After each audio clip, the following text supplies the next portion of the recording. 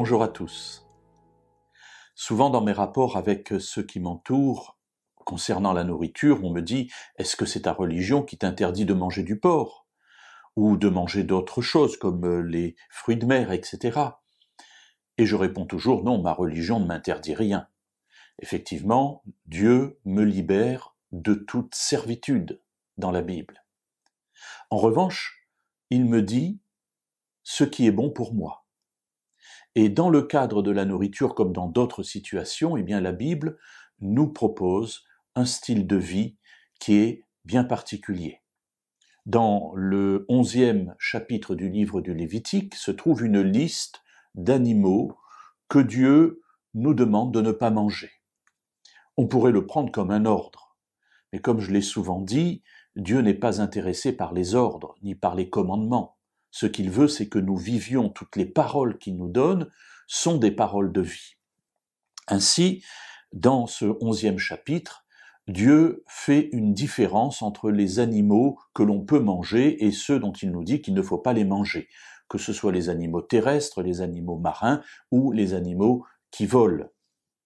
Ce qui m'intéresse aujourd'hui, ce n'est pas de revoir cette liste avec vous, mais c'est simplement de voir la raison pour laquelle cela doit être fait ainsi.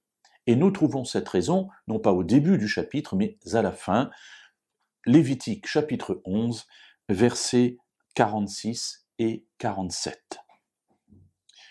Telle est la loi touchant les animaux, les oiseaux, tous les êtres vivants qui se meuvent dans les eaux et tous les êtres qui rampent sur la terre, afin de distinguer ce qui est impur de ce qui est pur, l'animal qui se mange de l'animal qui ne se mange pas.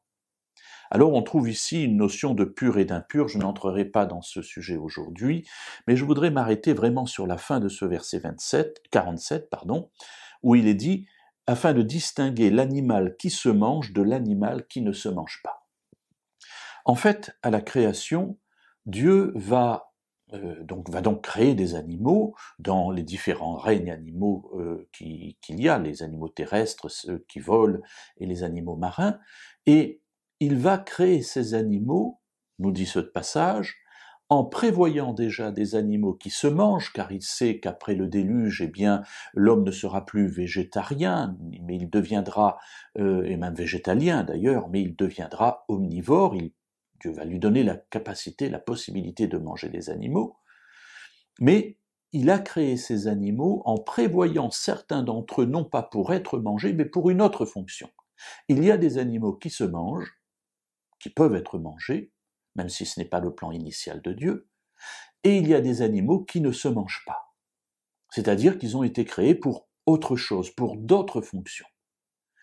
Évidemment, en perdant de vue le plan de Dieu initial, tel qu'il a été révélé dans la Bible, les êtres humains se sont mis à manger n'importe quoi. On va manger des insectes, on va même manger des pangolins, paraît-il, qui occasionnent un certain nombre de problèmes que nous traversons actuellement. Donc, on va manger tout et n'importe quoi.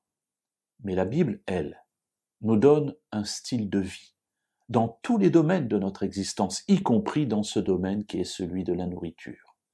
Dieu a créé des animaux qui peuvent être mangés, mais Dieu a créé des animaux qui ont une autre fonction, et ceux-là ne doivent pas être mangés. Dieu sait pourquoi il a fait cette différence. Dieu sait pourquoi il nous a donné ses conseils de vie, pour que nous vivions, et parce qu'il sait pour quelle raison il nous a demandé de ne pas manger ces autres animaux.